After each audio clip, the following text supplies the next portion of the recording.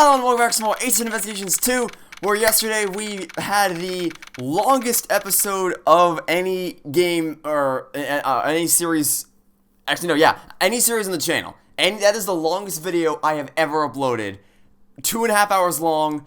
If you start playing that episode at the same time you start watching Avengers Endgame, that video will end right as Captain Marvel shows up in the final battle. That is how long that video was. So, yeah, it was quite a long one, but a lot happened. It was a very exciting episode, and now here we are again today, April 16th, 2 p.m., outside Grand Tower, temporary film lot, where good old Shi-Long Lang, of all people, has shown up to share his wonderful thoughts with the world, and I can't wait to find out all the wonderful evidence I'm sure he's dug up to accuse both Courtney and her son, John Marsh. Let's get started. A lot of music. Could you please give it a rest already? The heck? I'm telling y'all, it's best for y'all's sake to come clean. The staff has their lips sealed and shut as the reporters continue their tenacious negotiations. If you're not here to cooperate with the investigation, I must ask you to vacate the premises. Put a sock in it, Copper. Y'all couldn't even stop Mozilla's invasion. Why, yeah. You people are hey, remember the last time you thought there was a giant monster in the area and you were proven demonstrably incorrect? Not only did they secretly raise a giant monster, but now the staff is trying to cover it up.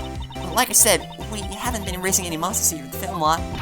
But ain't you said you done saw Gordy yourself? Sure, I saw it, but it's not like you were keeping it at the film lot.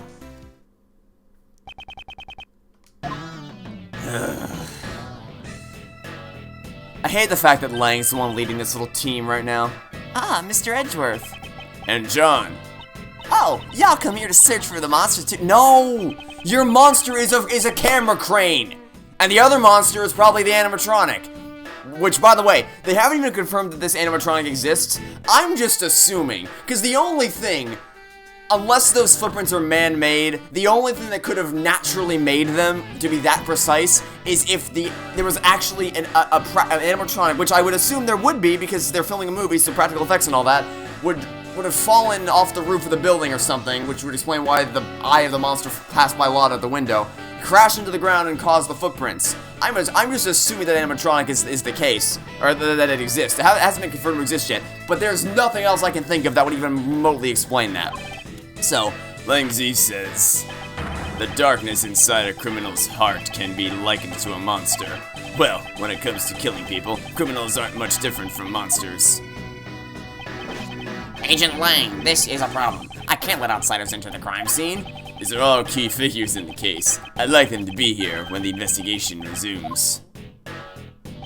Agent Lang, regarding what you said about resuming the investigation, where do you intend to start?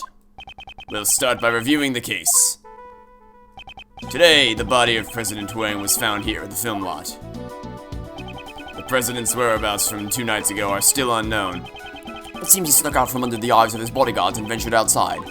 And that night was the last time he was seen alive. It was when he met with you, Judge Courtney, on the roof of the Grand Tower. Hey, remember when we already proved how that doesn't make any sense? Remember when that happened yesterday, Lang? No, you already forgot? Okay, cool. So, why did you meet with the president? That, I cannot say. You can't tell us, even under the suspicion of murder? Can't say. Why not? Miss Courtney, if you don't say anything, you'll only be more suspicious. Ha! She must have a reason to clam up. I think you're somehow involved in the president's assassination. The president's body was only discovered today. That still leaves a blank of 1 whole day after George Courtney met with him unaccounted for. Don't be so impatient. Oh, I'm impatient. You're the one who wants to arrest him immediately. We're gonna fill in that blank right here, right now. The evening on that blank day in question is what's important. What happened here last night? So why don't you tell us, John Marsh? Me? We know you were here last night. What? John was here? Between that little missy's testimony and the footprints we found, we can easily prove it. John, you were rehearsing here last night, right? You were spying on me? I'm sorry, I just came to check up on things. You really shouldn't be staying up so late, you know. Mind your own business. You're not my dad. Wait, what the hell? Wait, did he just get crushed by his own backpack? John Marsh, that young lady was worried about you. Sorry. How many times have I told you to be more mindful of the way you speak? it just me, or does Miss Courtney's personality seem kind of different? She seems to be as strict with her own son as she is with those who violate the law. Are you listening to me? And earlier as well.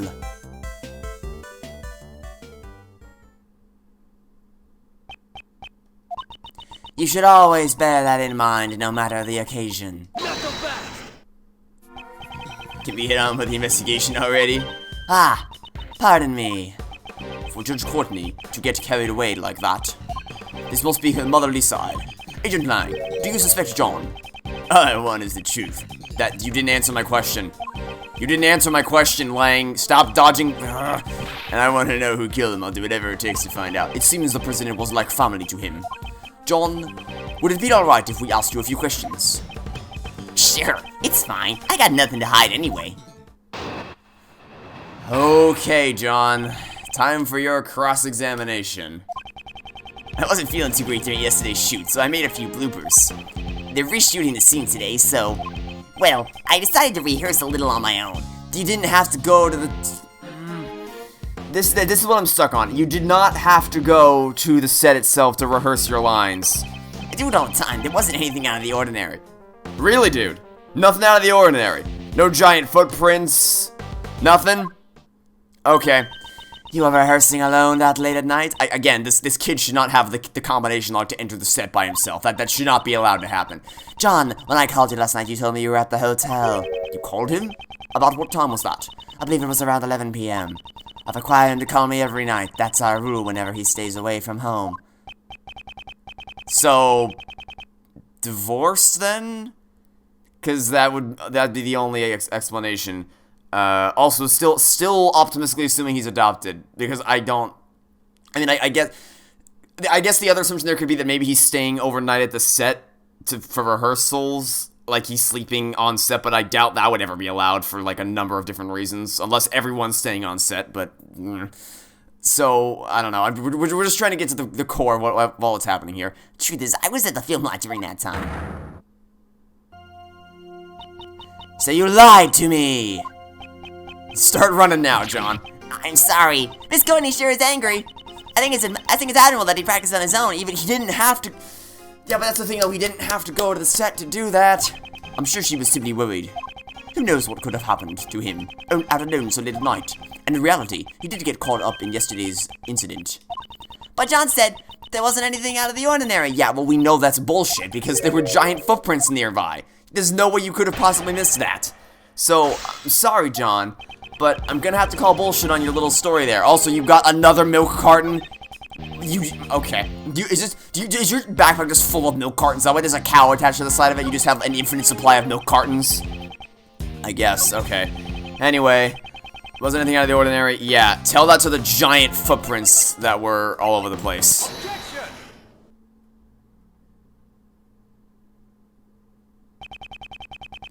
There wasn't anything out of the ordinary. That's a lie, isn't it? We have evidence right here. Ah, could that be? That's right. It's the video you recorded of your performance. Ah! What? You're telling me you have video from last night? Exactly. And in this video, there is clearly something that is out of the ordinary. This is a monster's footprint. Would you say that monster's footprints are commonplace on a film set? John, why did you conceal this video from us? No reason, really. Hey, pup, this is no joking matter. You had a reason to hide it, right? John Marsh, answer him clearly. But Mom! Well? I didn't want anyone to see me rehearsing. What? Yeah. In other words, you're embarrassed about others seeing you practice. Yeah, got a problem with that? Then why did you... So you filmed it with the express okay. That'd be like me recording a bunch of YouTube videos and being like, wait, no, don't actually upload them. You're saying that's why you hid the evidence? John! Quit nagging me! You've already busted me. Busted? Yeah, the footprints were there, but I just practiced and headed home. How come you're so calm after finding those footprints? It's a monster, you know? A real live monster. No, it's not. I thought I was just part of the set. Besides, there's lots of other weird stuff around here, too. He's suspicious, Chief. The kid's really suspicious. You're right. The smell of a scoop stinks to high heaven. I do admire the partnership between Lotta and Nickel. Even if they're both f***ing insane and they think monsters are real, I can at least respect their partnership. Objection! We're not done here yet. What now? The monster's footprints weren't the only unusual things that happened last night. Besides the monster's footprints, what other unusual thing happened last night? Well, there was a giant head that fell down, so I guess we could show him that. Take that! A monster's head fell from the roof of that building. Surely you must have known about that. I don't know anything about it. Liar, is that true? I told you, I just practiced a bit and then I went back. I don't know anything about Mozilla's head falling or anything like that. But do you have evidence to show that I know something? There certainly isn't any evidence of that. It's also possible that it fell after John had already gone back. If there's no evidence, then like I said, we're done talking. It seems that John doesn't really want to talk about last night. Could he be hiding something, after all? Wait up. Is it lying? It's as I thought. Thank you, Mr. Prosecutor. This video backs up my logic. Oh, really? You're using logic now? Hey, remember in the first game when he said logic doesn't exist? Huh? Is there something in the video that's related to the case? Yeah. Take a good, hard look at the monster costume in the top left. Okay, what about it? Try comparing it with the one over there right now. Huh? It looks like it's just hanging there, limply though. And the zipper on its back is zipped up tight. What? What? Are you implying that he hid the body in the costume? Because that's a ridiculous thing. You think that little kid could have lifted up the body and shoved it inside that costume? Lang, every time I think I can't hate you anymore, you always find a way to prove me wrong. Yeah, the difference is plain to see. In the video, the zipper is clearly open. That's right, someone was inside. What? Mr. Powers, is the costume zipper usually? It's always zipped up tightly when it's not in use. Mr. Prosecutor, do you remember my logic from before? 2 nights ago, Courtney pushed the president off the roof and killed him. Afterwards, she snuck into the film lot to hide the— Yeah, and you remember when I told you that she couldn't have gotten in there? Yeah, well, clearly that stuck in your head because now you're telling me that the kid hid the costume.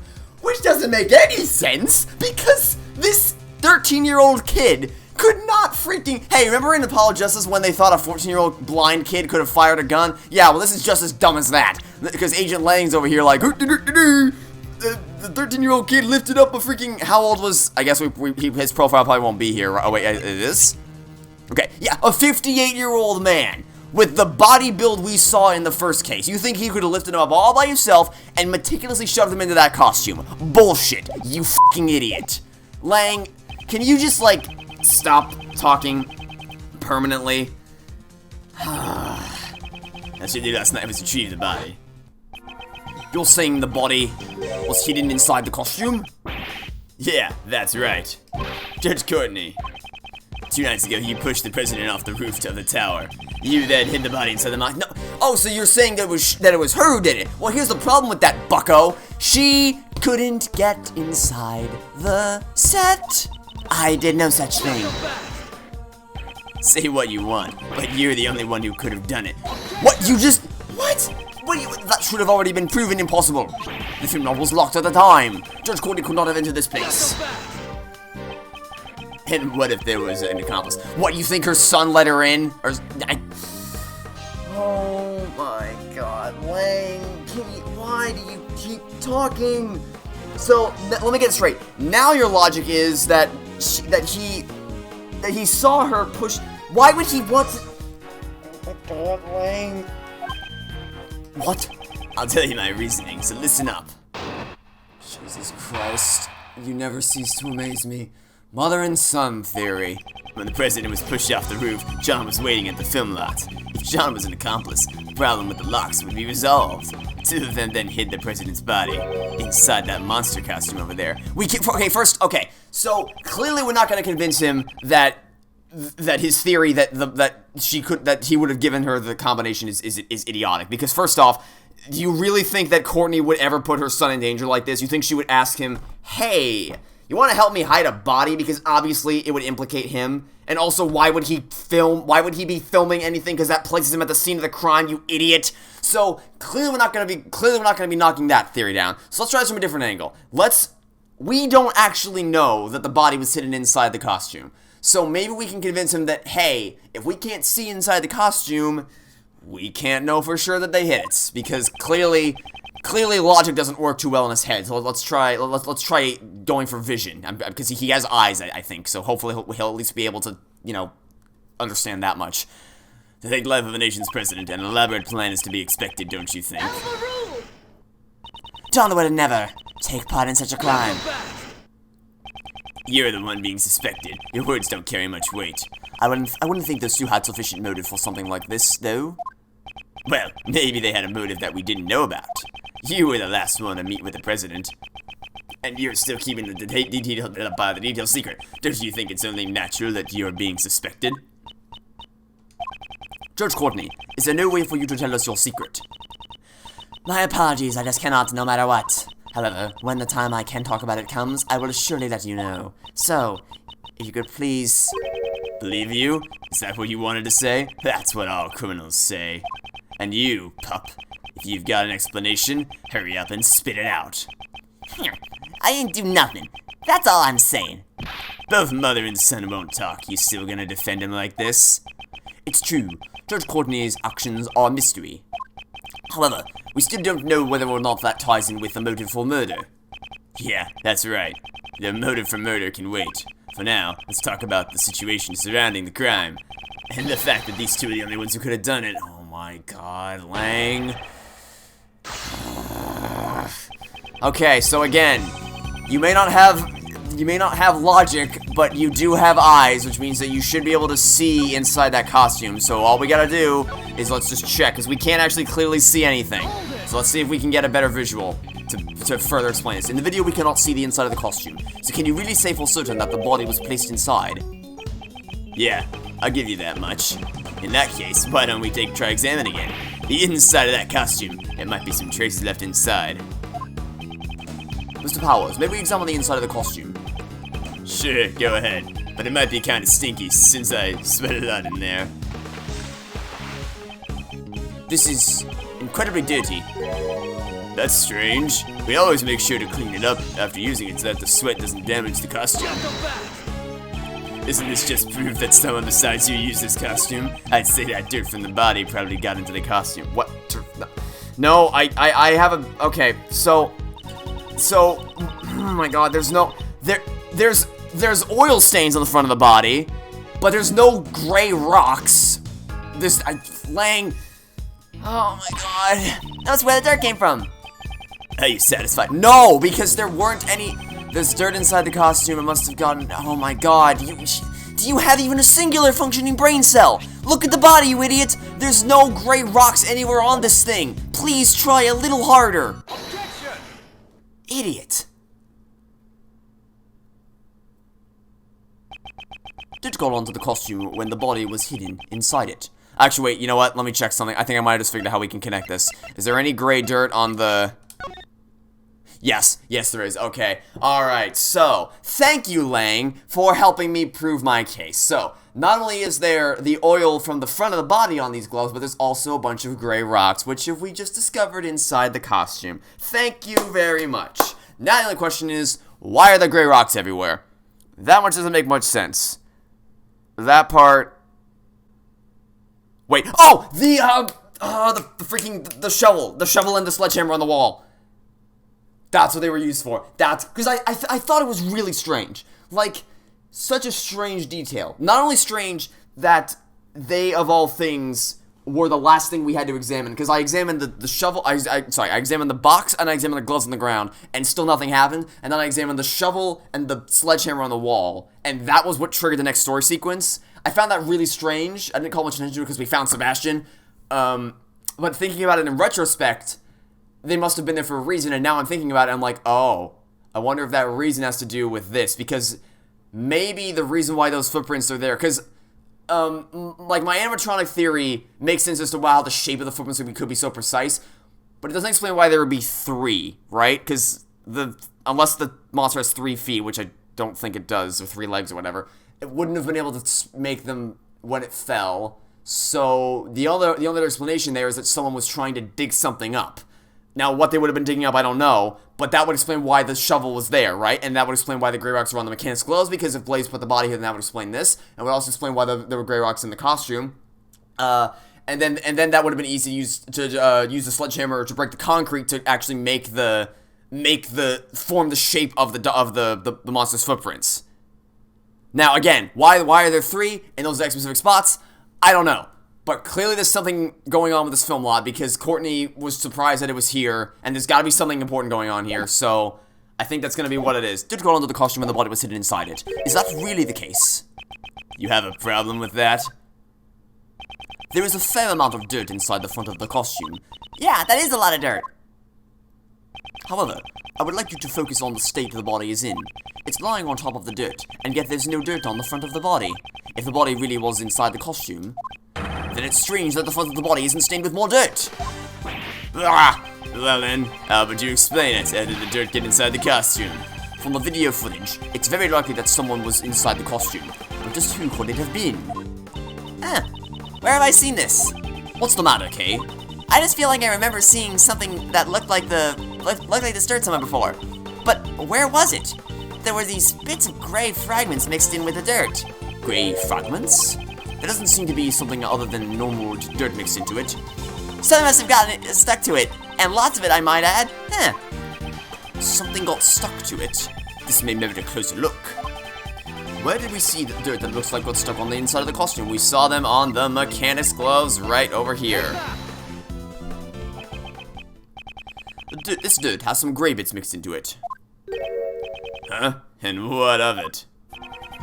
We found an item belonging to a certain man that was covered in the same type of dirt. That is to say, these gloves. Those dirt stains certainly look the same, but tell me, just what exactly is this gray substance? Probably concrete. This gray substance is concrete, yep. This gray substance must be fragments of concrete. You mean the stuff that was scattered around the monster's footprints? Exactly. Meanwhile, who do these gloves, which are stained with the same kind of dirt, belong to? Oh, I remember! We found it at Blaze's place! Earlier today, we went to Blaze's garage. There, we discovered these dirt-stained gloves. Come to think of it, there were also hammers, shovels, and other tools placed inside as well. Why would mechanics' gloves, intended to be used on machines, be covered in dirt? If he broke the concrete with the hammer, and then dug into the soil with the shovel, then it's only natural for dirt like that to get on the gloves. Then, maybe... Yes, the true nature of this monster's footprint has been made clear. It's possible that these footprints were dug up by Blaze the Best himself. It's possible. It's possible, you say? Please do enlighten me, because I honestly have no clue. Yeah, I know you have no clue. Why did they do something like that? Well, obviously he wanted to dig something up. Now, if you're gonna ask me what he wanted to dig up, I don't have an answer for, but he was clearly digging something up. And he was trying to find it, and the proof of that is that there's 3 different spots. It's possible he was digging something up. It probably went something like this. Last night at this spot, there was something that Blaze needed to dig up. For that reason, he broke the lock on the back door and sneaked into the film lot. I thought it was always stuck into the film lot. Using the hammer and shovel, he set to work. What's really peculiar about it is that they are so particularly placed. Like, they are in such a perfect triangular fashion that there has to be a reason it's those specific spots he was searching for. He's placed the items he dug up into his bag before he could fill in the hose. Ah! That's when John came to practice. Exactly. Blaze panicked and had no choice but to hide himself in the Musetta costume nearby. To think you would do so much from just a pair of dirt-stained gloves. Have you met me? However, that sounds arrogant. Let me try again. Have you met Edgeworth? Oh, this is merely a possibility. There's still no proof that he was the one who was hiding inside that costume. For all we know, he might have left the scene once he finished digging. On the contrary, such proof does exist and can be seen in the video. It can. Oh! There's a bag. Ah, I see. There's a bag next to the costume that probably has all the stuff in it that isn't here. Nice, very clever game, very clever detail, though I can't blame Agent Lang for not noticing. Yes, I can, he's an idiot. the difference between the current film art and the one in John's video, along with the state of Blaze's garage, it's all too clear that Blaze was still here. What proves that Blaze was still at the film lot when this video was recorded? The fact that his bag is still here. Take that!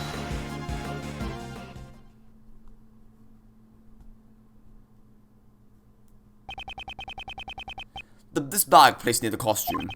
There was an identical one inside Blaze's garage. First, the dirt on the gloves, and now the bag. It seems there is a connection. Indeed, as we deduced. Yep. And that's my proof. Blaze was inside the costume. Ergo, the president's body could not have been hidden inside it. Ah! It seems I was able to refute Agent Lang's reasoning. Again. Somebody needs to go investigate Blaze's house right away, pal! We need to know what was inside that bag! Yeah, sure. Y'all pipe down and listen up. Y'all just been saying whatever works best for y'all. We have used logic, Lotta, to deduce this stuff, and the noisy one returns. There's that footprint. There's footprints of the mighty Mozilla. They ain't just some random holes dug up by that old coot. I believe the true nature of these footprints has already been proven quite logically. Logic's magic. I ain't buying it. Say what you want, but I know what I saw, and I saw Mozilla. No, you didn't. She referring to how she saw Mozilla out the window. So, I guess now we can confirm at this point that there isn't actually an animatronic. Because that was my assumption, right? Because like I said, a lot of movies nowadays, I mean, they've always used practical effects, but a lot of movies will have an animatronic. Yeah, like, they don't have to be the full-blown, life-size T-Rex monstrosity animatronic that they built for the original Jurassic Park movie. But like, a lot of movies will still use some kind of animatronic as a base for practical effects, and then they can enhance it with CGI later. So I just assumed that there was some kind of animatronic on set. But clearly that wasn't the case, so now I don't know how to explain. Now, this is one more mystery to add to the bag, as to why is there... I mean, it probably isn't an eye. It's probably something that just looks like an eye that Lotta saw, but I don't know. We don't have anything that would look like that. But our journalist souls, we ain't having none of it. That statement is an insult to journalists everywhere. Ah, that's right. There's more than that monsters than just those footprints. I remember hearing that Sonny over there was seen with the monster earlier. He's talking to the camera, you idiot. That's a camera crane, covered in the sheet. I reckon that gal over there said she witnessed it herself. When these two are together, all meaningful talk grinds to a halt. If we only knew just what the monster really was. We do! It was the camera crane! Mr. Edgeworth, isn't there anything you can do?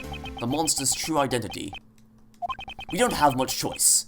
Let's see what we can do. Isn't there something y'all ain't telling us about the monster? Nicole, ask him right now. Please settle down. Regarding the true identity of that monster, I already know what it is. What do you say? That's right. The video John recorded provided the hint that I needed. What you talking about? Miss Nicholson saw Gordy when she went to check up on John's practice. At that time, she mistook something for Gordy. The monster can be seen in this photograph. What? Ain't that just some plain old souvenir photo? Y'all don't really think you can pull the wool over the eyes of a pro like me, do ya? What did Miss Nichols really see that she mistook for Gordy? That would be this camera crane up here that was covered in a waterproof sheet because it was raining! Or it looked like it was going to rain. Either way, my point still stands. Naturally, Gordy's true identity was this camera crane. What? The video John recorded was shot from fairly high up. A shot from this position would be impossible without a camera crane.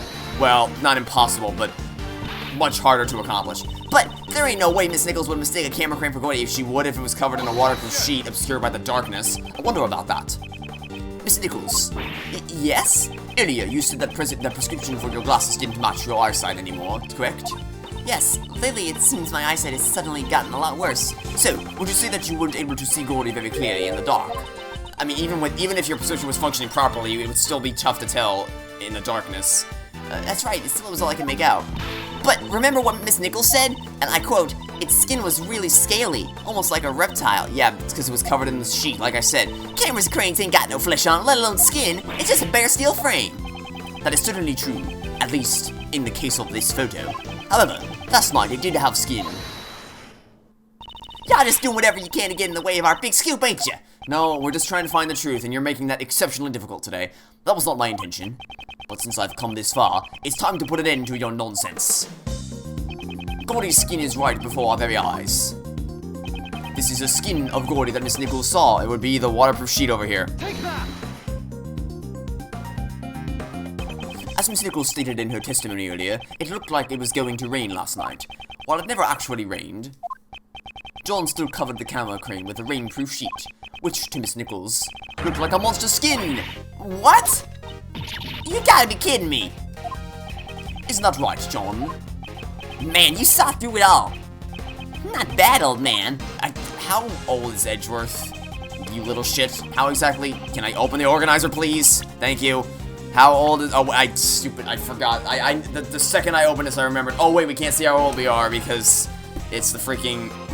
It doesn't... You can't see... The only case when you can see your own profile is a stolen turnabout because you have to present Phoenix's profile in order to check the prints on the Sacred Urn. Alright, fine. Let's assume... I think he was 24 in the first game, so 2 years later, so he's 26. That's... Buddy... Okay. Unfortunately, the Goldie that Miss Nichols saw was nothing more than an illusion. Not again. Looks like my dream has shriveled up and died once again. Mentor. Seems like things have finally settled down. I really thought the boy was hiding something from me. Guess I had it all wrong. Now that we've figured out the true form of the monster, everyone seems refreshed. Actually, there's two people here who are totally bummed out. Agent Lang. The report is in, sir. We got the results of President Huang's autopsy. Good, show it to me.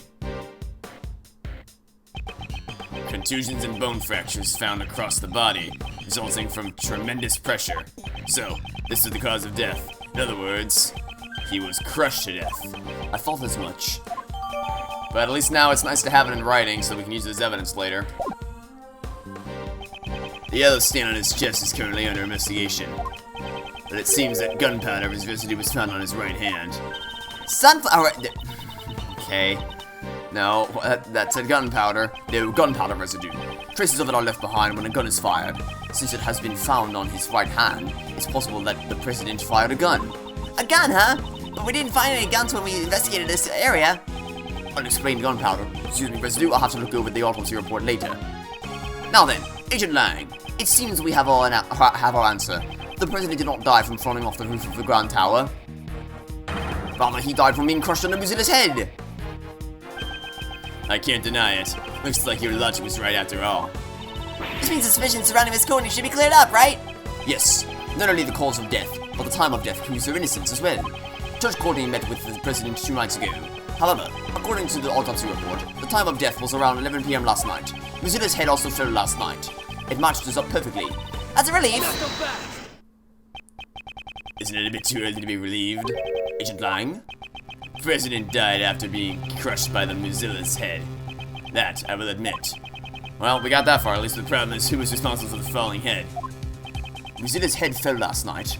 And last night, the one who was at the film lot was... What are you saying? Surely you're not implying... That's right. You killed him, didn't you? John Marsh. What? This kid... Look, he may be annoying, but there's no way he would have ever... Okay, first off, he lacks the motive, he lacks the means, he lacks the strength, he lacks anything to be able to pull this off. Also, another thing, Nicole said she had that... Nicole has that tape, right? That has the flamethrower sound effect. Recording of what was intercepted from the bug was planted on K. So... It sounded like my theories yesterday were either it was an animatronic spitting fire, which I think has been debunked because we don't know. I don't think it's an animatronic, or it could have been the heat of the malfunction. That was possibility too. Like the sound of that machine could have been the cause of that. And then my joke possibility was that it was a flamethrower. That someone just brought a flamethrower to the set. But if someone did bring a flamethrower or something like that, that could have. I mean, I don't know what else it could have been other than a flamethrower. That could have set off, that could have burnt that wood, and caused the thing to fall over. That would be the explanation. But so, because that's all I'm thinking is that there's no That would have been the thing. I mean, it could be something else entirely that that wound up crushing the president. I don't know what that would be, but I mean, it could be the thing that flew by Lotta's window, like maybe it came crashing down to the ground. Because actually, do we know if it was going up or down? Did she say that? Do we have Lotta's testimony saying whether it was going up or down? I don't. We do. Okay, Lotta's testimony. 2 nights ago, the president never passed. That's not what I was looking for. Okay, fine. So that makes this harder. I was hoping that we were going to be able to tell if it was going up or down. Because if it was going up, that'd be one thing. If it was going down, on the other hand, then that would explain. Because whatever she saw, I don't know what it is, but whatever she saw could have been going down and falling towards the ground, which could have crushed the president. Because the whole head thing could be just a massive distraction. But either it was someone brought a flamethrower to set and burned the wood to cause the head to topple over. And in that case, there's no way John could have done that. And if it's the other thing, which is the head falling from the sky, or not the head, something else with an eye falling from the sky, then it obviously wouldn't have been John, because he wouldn't have even been involved with what was going on up there. So either way, the point here is either way, you're wrong, Agent Lang! That pup is hiding something. Oh, sure, but he's not hiding the fact that he's a murderer. He was at the scene when the body was discovered last night. He also saw the footprints. Despite that, he still claims to know absolutely nothing about the incident. Isn't that a bit too convenient? These footprint-shaped holes have not been proven to be related to the case. Just because he saw the holes does not necessarily mean that he's involved in the incident. You sure about that? Let's take a look at the pup's face. He looks pretty shaken up to me. Yeah, because you're accusing him of murder. Any human being would be a little nervous and rattled if they were being accused of murder. It looks like he's hit the mark. But John doesn't want to talk about it. If he doesn't feel like talking, then I have an idea of my own. Let's check the tape. Agent Lang, what is your intention? We've already checked the tape. We've already literally searched every square inch of that tape. The police have a device that lets you analyze the video footage up close and personal. Agent Lang, you would suspect John enough to go that far? As long as John's lips are sealed. This may be the only way for us to get closer to the truth. I mean, if he's innocent, then he has nothing to hide, so I don't really have a problem with this. Detective Gumshoe, if I'm not mistaken, you have that device with you, correct? Mr. Analysis, ready to go, sir! Now we're talking. Prosecutor Edgeworth, would you please perform the video analysis for us? She wants me to do it? Because I'm the player character. Who knows what kind of thoughts that wolfman will find in it. This isn't exactly my strong suit, but I suppose I'll have no choice. Are there any new clues shown on the video? Okay, so we have to check. Okay, can we check inside? Oh wait, we have to zoom in with the L button. Okay. So we already confirmed that that's his bag. There's no, I doubt there'd be anything new here. Yeah, no, nothing. Okay. Bottom right, no. Is there something obscured in the darkness that we can see? Oh! Wait a minute, he's alive? Well, hold on a second. What? This is... What's the matter? And what does he do? Huh? Yeah? Hey, what's wrong? Show it to me. Prosecutor Edgeworth, I've wished to submit the evidence to the court. Please take a look at the top right corner of the zoomed-in video. Okay, so prediction. Didn't they say something earlier about the president having body doubles? It's gonna be a body double, right? That's gotta be what it is, because that's the only thing that makes sense here. This person is... the president! Impossible! Huh? No way! It seems we've finally found it at last. The evidence that points to the true killer. This video places John at a major disadvantage. You're wrong. That's not right. I didn't know anything about this. That's not gonna cut it. It's clear that you and the victim were together at the same place. He's turned the other direction. He's not paying attention to what's going on. And if the camo crane was up against the wall, then there's no way that John would have climbed over the crane just to reach the victim who wasn't even paying attention to him. John Mars is no doubt. You base this on nothing. Also, your whole thing was that he was dead in the... Lang, why are you so stupid? Do you really kill the president? Just because he's standing doesn't mean anything. Also, it's probably a body double. Also, he was standing in front of the camera, so obviously he would have been paying, like, the president, if the body double would have been paying attention to him, he would have done something to interact with him, and he left the camera to turn it off. He would have had to cross behind the camera to get to the president, in which the president would have had to... Oh my god. Is this really decisive? No, it's not! Mr. Prosecutor, it looks like even you can't object to it. Yes, I can! Just let me object to it! That pup said he didn't know anything, right? Yet, the president's right here in the video. It's probably a body double. John, what are you hiding? John, please tell us the truth. the truth is, it's all my fault. John Marsh, what did you do? Mozilla's head falling was all my fault. Okay. During the rehearsal. While I was setting up the equipment on the roof, I used the heater. Okay. So now our only option here is to push the idea that it wasn't the heater. Excuse me, that it wasn't the head that killed him. So in that case, we gotta bring in Lala's testimony about the thing she saw flying by the window. That, or we say, hey, it's probably a body double. After that, I went down to practice, but I forgot to turn it off, and my mom called me, so I left the film lot. When I came back to the lot, after the phone call was over, Mozilla's head that was on the roof had fallen, and right next to it was the president's lying dead on the ground. What? How could you possibly know that he was dead? How could you possibly know? In the darkness of the night, how could you possibly... How is that the first assumption to jump into your head? I see. There were indeed traces that something had caught fire on the rooftop. It was just a small fire, so I was able to put it out by myself. So, the president's death was John's fault? But wouldn't that make this an accident, sir? And then, what did you do with the fallen head? I took it apart, brought the pieces up to the roof, and put it back together again. So, you put out the fire and even put the fallen head back on the roof. Which means you were hiding evidence. We can't be having that, you naughty little pup. I didn't do it on purpose. I really did just forget to turn off the heater. Well, the legs broke. The stand would have tilted. If Mozilla's head was on the top of the stand... It would have fallen off. So, the head fell down because of the fire. Yes, and if that's the case, I also have a pretty good idea what caused the fire. There's a flammable can next to the heater. It seems someone is lacking in safety awareness. Was it really just an accident? If that's the truth, then what was the president doing here? I don't know. There was no one else around when I was there. You expect me to believe that? The president wouldn't have just come to a place like this without a reason, you know. Indeed, the president's reason for coming here is still a huge mystery. 2 nights ago, he met with Judge Courtney on the roof, on the Grand Tower.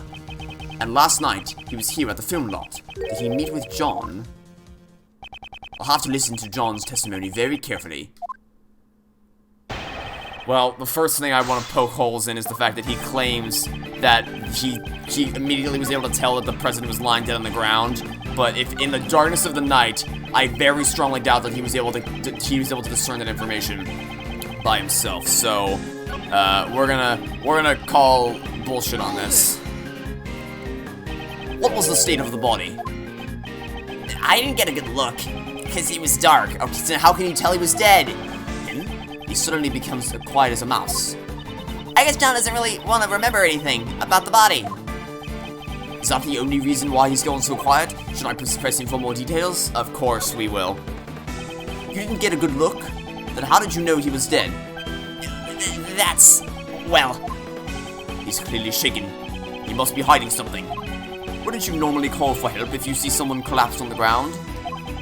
However, you did nothing of the sort. But he was already dead. How do you know that? Is that so? You seem quite certain the president was already dead. Now, is there a reason for that, I wonder? The guy was collapsed on the ground, and right next to him was the fallen monster's head. I'm not stupid. It wasn't hard to imagine what happened. You can imagine whatever you want, but there is no way for you to know that he was dead. You actually checked to make sure the president was dead, didn't you?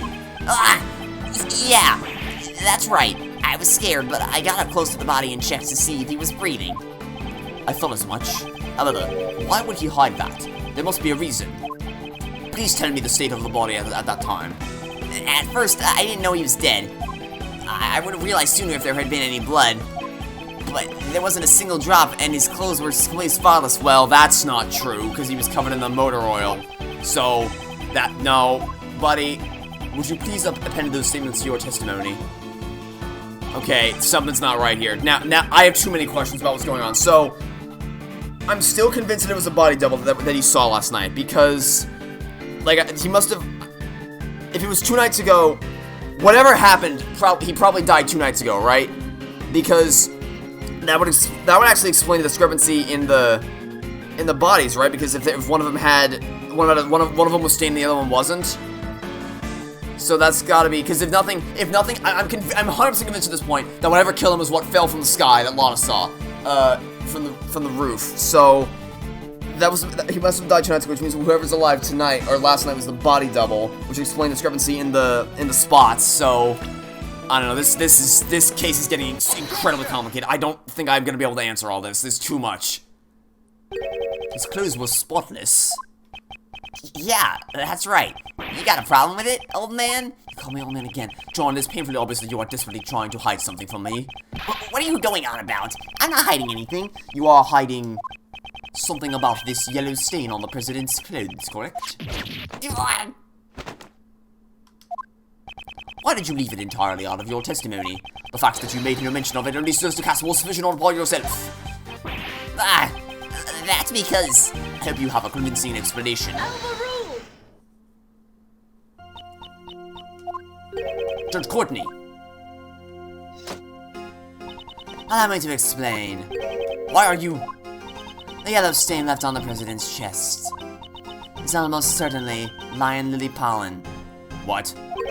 Lion lily? When I met with the president on the roof of the Grand Tower 2 nights ago, I bought him a bouquet of lion lilies. Lion lilies are beautiful flowers with stunning golden petals. Some of the pollen from the lilies must have... That'd be a lot of pollen. That's a lot of pollen to get on his freaking... Okay. Yeah. Oh, I don't know about that one, buddy. Huh? But... I didn't see any lilies in the security footage, though. They were simply obscured by the president's body. Why did you bring a bouquet? That... I cannot say. Hey, you're keeping way too many secrets. You won't tell us why you met with the president or the reason you brought him flowers. My apologies. However, I did give him the bouquet. That much is true. Then where'd the bouquet go? But when the president's body was discovered, we didn't find any flowers. I honestly don't know how that could be. Hey, Miss Judge. All your answers have been too vague. You can't say this and you don't know that. Do you accept flimsy testimony like that in your trials? Hey, cut it out! John, I threw the flowers away. What? You did what? You threw them away? So there were flowers near the body when you found it? Yeah, that's right. They were right on top of the president's body. They had been crushed as flat as pancakes, though. Ah, I see! So the flowers were squashed by Mozilla's head, too! And a large amount of pollen got stuck to the president's suit. That seems to be the gist of it. However, why did you go out of your way to dispose of the flowers? No reason. You obviously had a reason. You freaking John. You're not making this easy for me, so John's not going to tell us anything. Either. I guess mother and son both have a lot of secrets, huh? That is not true. At the very least, I can tell you why John threw away those flowers. Huh? John, you saw me leaving the house with those flowers in hand, did you not? Ah, I get it! John saw the flowers and thought of his mom! He threw them away in order to protect Judge Courtney from being suspected. That's not true. You're all wrong. That was his worst lie yet. Okay. At least, great, we solved one out of the 1,000 mysteries of this case. We solved a singular one. I feel like I'm just not making any progress. Like, I feel like I'm not figuring anything out. Like, I should have solved everything by now, I get the sense, but I can't. I'm not putting pieces of the puzzle together. Because, like, he died in 2 different days, which leads me to think there was a body double, because they said something about body doubles earlier, but if the president died 2 nights ago, and no one discovered him, the body double was still here, and I just... Oh, this case, I swear, there's so much. I often decorate our house with those flowers. The bouquet must have reminded him of me. So the pup just happens to find the flowers from his mother's bouquet on top of the body? That's why he threw them away and kept silent about the body? Ha! That's a tidy little story if I've ever heard one. And what's wrong with that? I suppose you prefer untidy, messy stories, Agent Lang? Don't tell me you've forgotten already, Missy. This pup confessed that he caused the monster's head to fall last night. Oh, that's true. Okay, so now we just push the angle that something else killed him. Because Lotta did see something. He's only suspecting the president's murder. It is true that there are many reasons to suspect John. However, there is someone other than John who is far more suspicious. What'd you say? John himself was kidnapped by that very person not too long ago. I'm rescuing him from the refrigerated warehouse near the harbor, pal. A refrigerated warehouse? That's right, pal. The refrigeration wasn't turned on, so he wasn't about to freeze to death. But if he hadn't yelled out for help, we would have never found him. Once the sleeping drugs wore off, he was finally able to call out for help. Sleeping drugs? Huh. If I recall correctly, when you were kidnapped... That's right.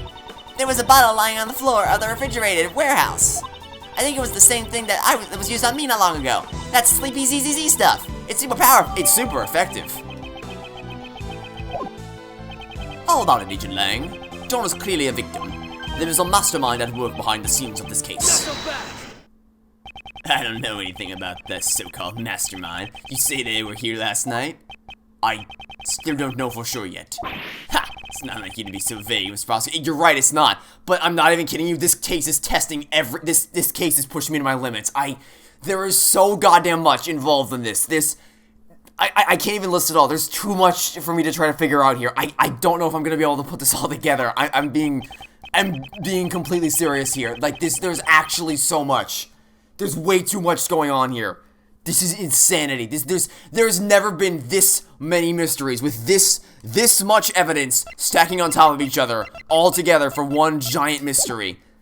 Like this is absolutely bonkers. What's going? I don't have the words to express how unbelievably complicated this case is to unravel. Indeed, I just don't have any evidence that ties to the mastermind of this murder. Is there someone else? Is there anyone besides John who had the opportunity to murder the president? I still stand by my theory that the thing that passed by Lotta's window must have been what actually killed him. That's it! As I thought. In the end, that pup is our only suspect. Isn't there one more suspect, Agent Lang? What's this? Didn't we prove it earlier? Last night, there was one more person here. Plays the best. You're saying he's the one who did it? I don't know about that. I'm more convinced that whatever... I don't even know that it was anyone in particular. It was... Well... It would really help me out here if I knew if that thing that Lotta saw was going up or down. That would make this a lot easier. Because whatever it was has to be the key to all of this. Because that's the thing that killed him. But if it went up, then where was... What would have been going up? Like, what would have... Because it has to be going down, right? Because if it was going down, it crushed him. Unless it was like... Unless my theory from yesterday was actually correct and Kay tied balloons to herself to float up to the top. And then she cut the balloons off and then she fell down and crushed the president. That would be hilariously unfortunate, but still. Because, like... I mean, I doubt it'd be balloons, but if something was going up... Because I'm trying to... Oh my god, this is insane. So, let me explain my thought process here. Let's assume that it was something going up. Whether it was... the only thing I can think of for the example is a balloon. Let's just say she was tied to balloons. So she ties herself to balloons. Or she ties balloons to herself. She floats up to the top of the roof, and then she gets off. She somehow... But so she floats up to the top, and maybe she... I don't know... Or maybe someone else floats her up to the top, and then, like, cuts off the balloon, or something. But again, the balloons would keep floating up. It would have to be something that takes her up into the sky, she gets out of it, or gets off of it, or undoes it, or whatever, and then that falls back down to the ground and crushes. Unless it happened on the roof, right? Oh wait, we're getting somewhere now. Okay, so she floats up to the roof, and because the president was still on the roof two days ago, because the thing there is that it may not have to fall that far down, because Lotta only saw the thing go up once. So, because like the thing is we had to find a way to get Kay up on top of the roof without her being seen by the camera by the elevator. So if it was a balloon or something, I'm just using a balloon. It's not a balloon. It's gonna be something else later. But whatever, I'm using a balloon for this example. Balloon floats her up to the top. She gets up top, and then maybe it was her that like the balloons get cut off and she falls down onto the roof and crushes the president because the president was on the roof. So that'll explain that much.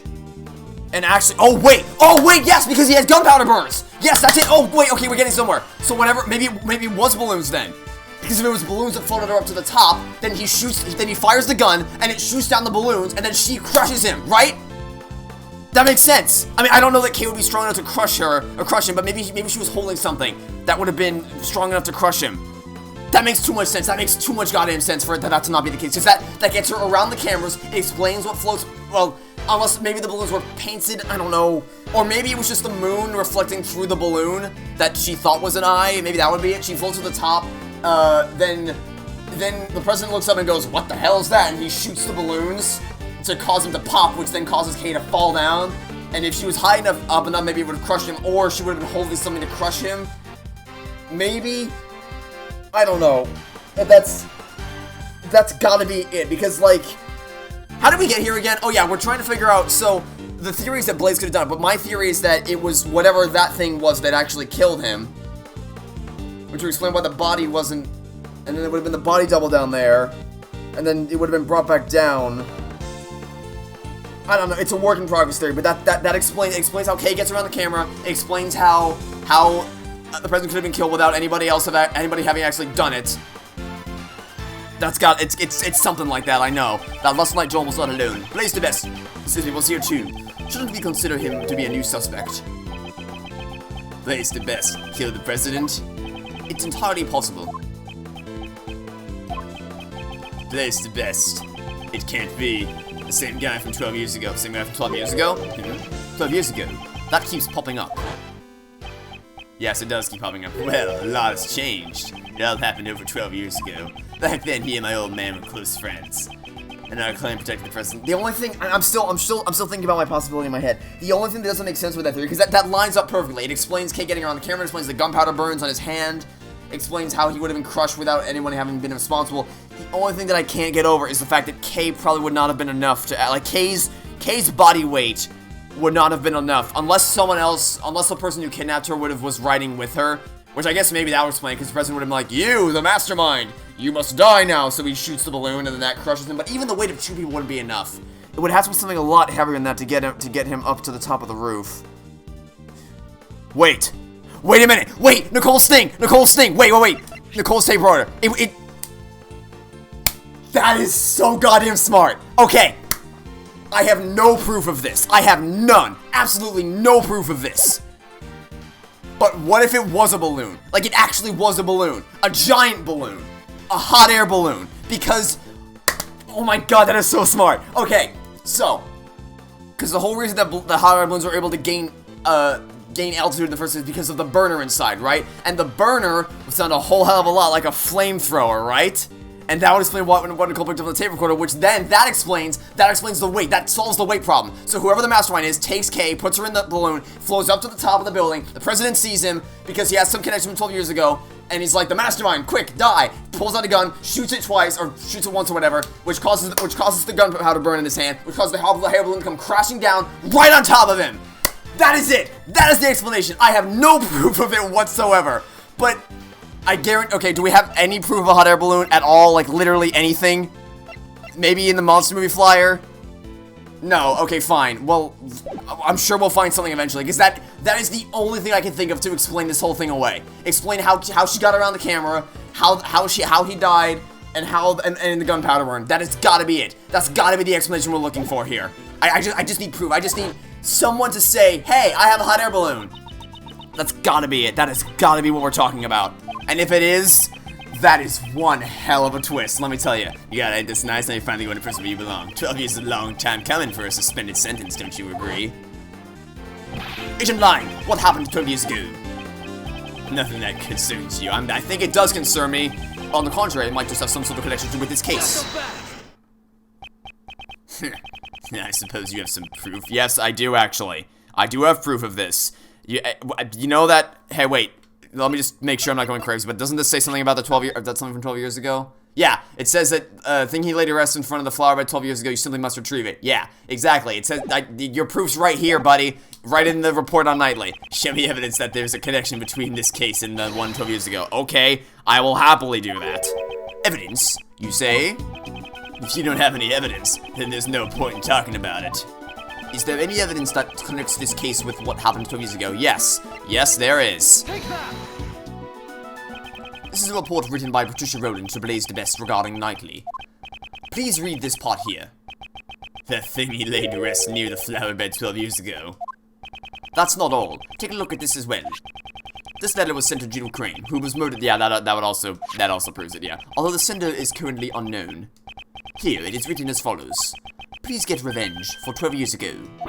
What? 12 years ago? Agent Lang, something big is happening here. Jim Crane's murder 2 days ago, and now the president's murder today. There has to be some connection there. And the key to solving it lies in what happened 12 years ago, does it not? You're asking me to reopen the old wounds of the Lang clan? Agent Lang, I don't care what happens to you. Just open the goddamn case. Who was that just now? You guys, what are you all doing here? I see the men in black have showed up. We followed you here, Shifu. We heard that Shifu was investigating the incident from 12 years ago. You idiots! I'm not your boss anymore. Get back to your own posts. Sir, we can't do that. What'd you say? Are you disobeying my order? Shifu, we also beg of you, reinvestigate the SS5 incident from 12 years ago. None of us could ever forget that case. We know you feel the same way, Shifu. Agent Lang, even your former subordinates desire to reinvestigate the case. Yeah, 3 of the 100 people actually care about you. Are you proud of yourself yet? That's a 3% success rate and a 97% failure rate. And you think you can solve the mysteries of that case? Yeah, perhaps I can. With your help. I got it. I accept your invitation. Shifu. Now then, with that decided, I guess it's my turn to shine. Little thief. Okay. We're investigating a case from the past, right? And guess what the best tool for that is? The little Mr. Thief. Right. If we have the case files from the past case, I can recreate it. Unfortunately, I don't have the case files. Well, that's just wonderfully inconvenient now, isn't it? Access to these case files is restricted. It's being treated as highly classified information. Why is that? I don't know, but it seems like there were a lot of things that they wanted to keep hidden. Even what I know is limited to what was published in the newspapers back then. That will not be a problem. In any case, please tell us what you know. Sure. The SS5 incident. The incident occurred on a winter day 12 years ago. It was the 10th of February. The police department in this country received a call from a group of kidnappers. We've kidnapped President Huang, they said. Kidnapped? The SS5 incident was the case of President Huang's kidnapping. They demanded a ransom of $100 million. Jesus Christ. 100 million? Wait, just how much is that? It's such a large amount, she's having trouble visualizing it. That night, my old man was the last person to meet with the president. They were together at the Zhengfei embassy until midnight on February 10th. After that, no one knows what the president was doing up until he was kidnapped. With the president's life at stake, the Zhengfei government frankly gathered the money. After that, the ransom was delivered and the president was returned safe and sound. So, President Huang has been the president since 12 years ago. That's really amazing. Well, being in office for so long is just a small part of how amazing the man is. Lang seemed a bit happy when he said that. And what happened to the kidnappers? Well, a top-secret covert investigation was carried out. Then a secret trial was held. A trial? Does that mean the suspect was caught? The suspect was Patricia Oh! What? Then the reason you came to the prison a few days ago... Yeah, I was put on extended leave from Interpol. So I decided to go back and reinvestigate what happened 12 years ago. You know, just casually. First I had to get a look at the face of my target. So the trial 12 years ago ended with a not guilty verdict. Yeah. Back then, my old man was in charge of every aspect of the president's security. He took responsibility for the kidnapping and was relieved of his post as bodyguard. But he continued to investigate as a regular police officer until he finally found the culprit. And it was none other than Patricia Rowland. There was no way she could be innocent. However, the result was a not guilty verdict. In the end, the case went unsolved. Crushed in both body and soul, my old man resigned from the police. What was the basis for arresting Patricia Rowland? There was a lot of evidence. At least, that's what I think. But I can't see those documents for myself. So that's where my story ends. What should we do? With only this much information, even the little thief would have a hard time producing a recreation. Ugh. Is there really nothing we can do? Oh? Who's that? Princess and Ray! Here to save the day, Francisca. And Mr. Shields, too. We finished up with the trial and finally managed to catch up with you guys. Here, take this. This is... Ah, it's the case files for the SS5 incident. Of course they are. Right on time, guys. Here to save the day. When Roland mentioned 12 years ago during the trial, it caught my interest. I looked into it immediately and got in touch with Interpol. I expected no less from you, Francisca.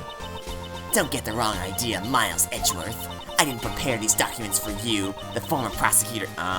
Sure thing. I did it for the sake of the investigator taking up the case his father left behind. Sis. But I thought information on the SS5 incident was restricted to the public. That restriction was placed on by the prosecutor in charge of the case, Blaze DeBest. Blaze to... Okay, so, let me guess, he was involved with the kidnapping then as well? Him? However, because he's already been proven to be a kidnapper once, he probably did it back then too. as a result of the trial just now, Blaze's authority has been revoked. It's all thanks to his son. Sebastian, by bringing down his father, the door to this past case has been opened. Prosecutor DeBest is currently wrapping things up in Patricia Rowland's trial. He told me to relay this message to you. Leave Pops and his cohorts to me. You guys just take care of the case on your end. He's becoming quite reliable right before our very eyes. Truly. Alrighty then! This is perfect! Now that we have the files, just leave the recreation to me! Indeed. Well then, let us begin. According to these documents, it appears that the incident took place right in front of the tower plaza. Let's head to the plaza right away!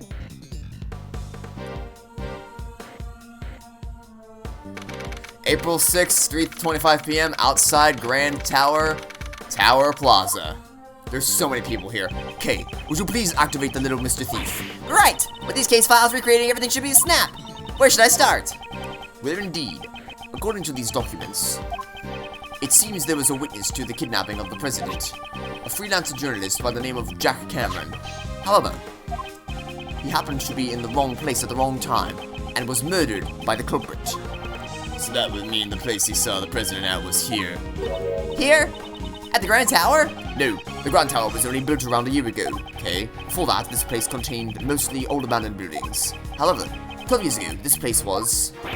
Ha, now you're finally talking about some stuff that I know.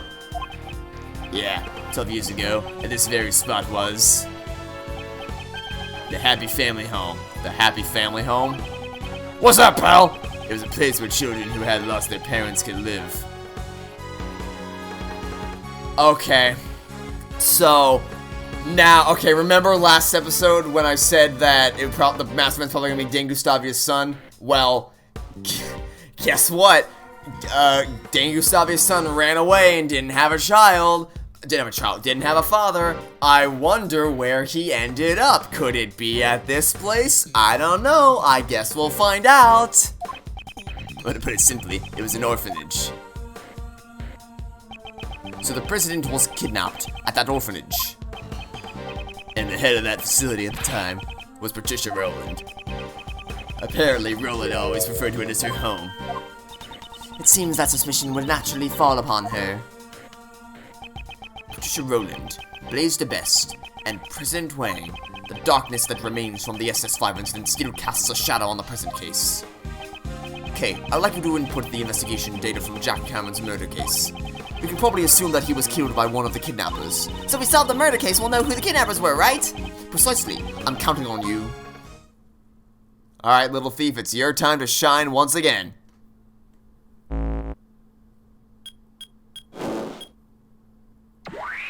To the past we go.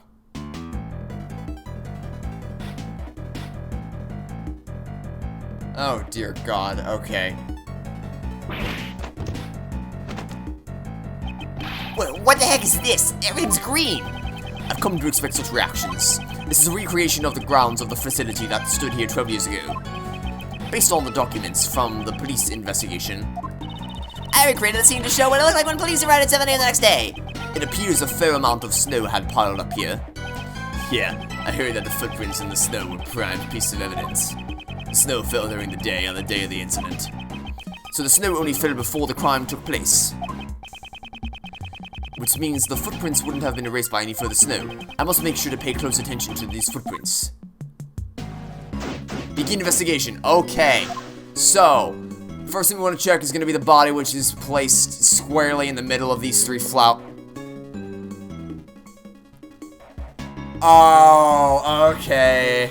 So, there's 3 flower beds here, placed in a very triangular fashion. We have a piece of logic that there are 3 footprints in a very triangular fashion. And the cherry on top is that this report from Patricia Rowland said that thing he laid to rest in front of the flower bed 12 years ago, you simply must retrieve it. So, whatever Blaze was trying to dig up was underneath the flower beds, and those flower beds appear to be in the same positions as the footprints. Very clever game. Very clever game. Okay, hold on, back out. Okay. You've earned my respect yet again, game. That's really clever. Okay, so, first things first, let's check the body. Also, it appears that there's a flower next to him again. So this is the eyewitness of the president's kidnapping, Jack Cameron. What exactly did he witness? I recreated the state of his body based on the photos taken by the police. It appears he was struck in the head from behind. The murder weapon was a brick, right? It looks like the ones from this garden. The blood that flowed from his head has splattered all over the surroundings. Here, take this. It's Mr. Cameron's autopsy report. Okay. A bonus to have inspected every suspicious-looking nook and cranny. Okay, so there's a lot to look for here. So we have the body itself, his camera, the brick with the blood stain on it, what appears to be a phone, and then there's also the flower right here. We'll start with the body. Jack Cameron was a freelance journalist. He was killed because he witnessed the president's kidnapping. The blood really stands out in the recreation. It's giving me the heebie-jeebies. Even in the original photo, it looks brutal enough. A lot of blood was spilled. The back of his head is covered with blood. That must be where all the blood spilled from. According to the autopsy report, he was struck in the back of the head with a brick. Indeed, it's likely that the killer approached Mr. Cameron from behind. Is the victim holding something in his right hand? That's also written in the case files. It seems he was holding onto a button. A button? Did he tear it off the culprit's clothes? Potentially. Okay, so is this our 4th page of evidence now? Because if so, we're now on par with Rise from the Ashes in terms of 1, 2, 3. Yep, we are now on our 4th page of evidence. We are now on par with Rise from the Ashes in terms of how much evidence we have. Okay, so let's check, did you get any juicy photos? The victim was carrying a camera.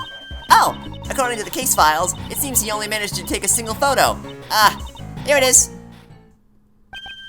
This is... Isn't that the president? He's being held at gunpoint. This must be the scene the victim witnessed. So the person in the coat must be the kidnapper. Indeed, it seems like some sort of disguise. So, I noticed that snowman's missing an eye. Is it possible that his eyes are made out of buttons? Because if that's the case, that would explain why he has this. Because it also, that kind of looks like a handprint, right? Like someone grabbing, like the way that the snow is piled looks like it was dragged off the snowman as he was falling back. So that might be why he has a button in his hand. If the logic of Agent Lang's father is correct, then this person should be Patricia Rowland. But why is there only one photo? Perhaps he was killed before he could take any more. Camera's photo data jotted down in my organizer. Okay. And there's also, I guess we can check the brick itself. This is the brick that was used as the murder weapon. Okay, that's a piece of logic. Interesting. You can find bricks like this all over the garden. Okay, well, there's probably one spot where one of them's missing, so we can probably find that. The flowers over here, which is the same thing that the president had. A yellow flower is fallen here. In the language of flowers, it means a stolen treasure. Okay, please stop making things up. Steve, this flower seems to be of a different variety from the ones growing nearby. Well then, why is it in a place like this? This bothers me a little. A little? We should examine the flower bed itself after this. Anyway, someone stolen from somewhere and brought it here. Okay. And in the language of flowers, this means an angry prosecutor. Okay, and then there's also, finally, we have to check the phone. I assume this is the victim's cell phone. That's right. Apparently Mr. Cameron gave his eyewitness testimony over the cell phone. What do you mean by over the cell phone? After Cameron found the president, it seems that he called his girlfriend. But she didn't answer the phone, and so Cameron left a message on her answering machine. The tape is in the case files too. You want to hear it? Please. Hello, Jill? Are you asleep already? I'm in front of the facility now, but something's not right. President Huang is here of all places, and what's more, the light just went off. I can barely see a thing now. I can't believe it, but it almost looks like he's being kidnapped. I thought I'd let you know. I mean, shouldn't you call the police? I feel like you could have placed a better call on that. What was that sound at the end? It seems he was attacked while he was still on the phone. Also, yeah, making a phone call, probably not the smartest idea. Like, you could have just called 911 and then, like, held the phone up so they could hear what was going on. You didn't necessarily need to say anything, because obviously that would have alerted your presence to them. What was the name of Mr. Cameron's beloved? I'm pretty sure I heard her name was Jill Crane. What? What? Okay, so never mind. So I guess that explains why he would have been calling the girlfriend then, because obviously it was the freaking, like, obviously she was she had a role in the police department. So okay, so that makes sense then. But Did you say Jill? this was why she was seeking revenge for 12 long years. The feelings and the items Miss Crane inherited from her beloved brought her to the auction. She had come to exact revenge on the conductor, Blaze. But Miss Crane tried to get revenge on Blaze, right? She may have wanted to get revenge on him for covering up the kidnapping case.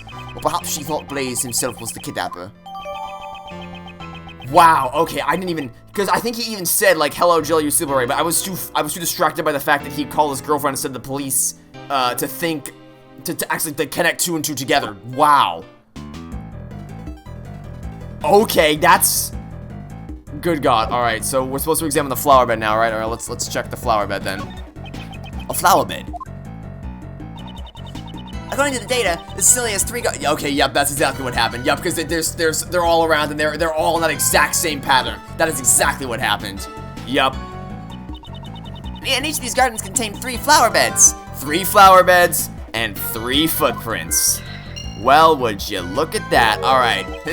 The way these flower beds are lined up. Have I seen this arrangement somewhere before?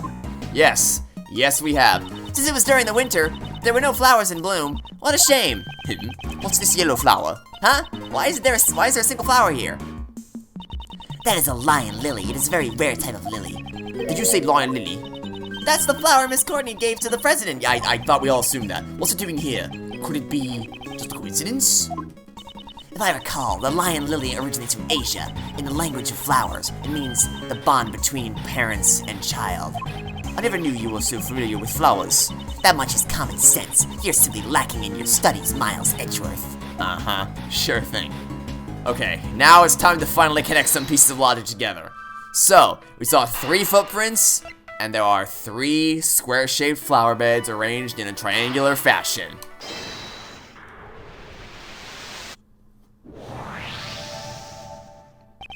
Perhaps this is the true nature of the monster's footprints.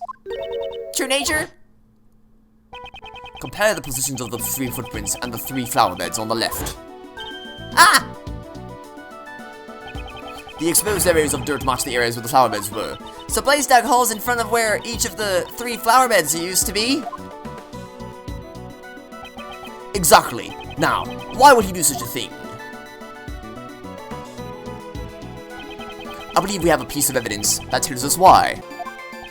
Why did Blaze dig holes in the ground near the flower beds? Because he was looking for something. I don't know what, but he was looking for something. The report from Patricia Rowland, to Blaze the Best. It said that something was laid to rest in front of the flower bed. So Blaze was following Mrs. Rowland's instructions to dig it up. But why would he dig up 3 holes? The report didn't state which of the 3 flower beds the item was in front of. Oh, so Blaze didn't know exactly where to dig. That's why he had to dig up all 3 spots. Most likely, yes. I'm sure Blaze himself was none too happy about that. He went through all that trouble. I wonder what he was trying to dig up. Well, I have no idea. I got nothing on that one, okay. So what else do we have to examine? There seems to be a giant stain on the ground here. This pillow appears to be burnt. According to the files, it seems there was a fire on the evening of the incident. A fire? Let's see here. Huh? It says that one of the children at the orphanage spilled kerosene and set it on fire as a prank. What? Ha ha ha, funny prank. Ha ha, it was just a prank, bro. Funny prank. I lit the building on fire. You know, one of those funny joke things. Get pranked. Prank gone wrong. Not clickbait. I guess that kid had far too much energy. And thanks to that, we can't make out any of the footprints near the main hall. Okay. Interesting. And I guess we're supposed to check out the footprints, right? Okay, so there's two sets. There's one walking towards the body and one walking away from the body. These footprints stopped near the body. They must be Mr. Cameron's footprints. He sure has some big feet. They look like a size 11. According to the data, his shoes match these footprints. Okay. And what about these? These footprints here seem to lead to and from the body. These footprints were believed to be the culprits. The shoe size is about a size 7. That's fairly average. It seems we won't be able to tell who the culprit is from these footprints. Great. Good to know. Alright. I hate to do this, but do you have any information that could be of any use to us, Lang? 3 flower beds and snow. Agent Lang, what's the matter? Something strange. I wasn't able to read the SS5 incident case files until now. Since Blaze had all access to that information restricted. Yeah, that's right. And yet, I feel like I've seen this exact scene somewhere before. What do you mean? Where did I see this? If I could just remember. He looks deep in thought. I should leave him alone for a while. I'm perfectly fine with that. That's fine by me. We've learned pretty much all that we can about the situation at the time of the murder. Oh, in that case, is there another scene you'd like to recreate? Yes, would you do the honors? I would like you to recreate the scene when the victim was witness to the president's kidnapping. Right, I'll recreate the scene based on Mr. Cameron's photo.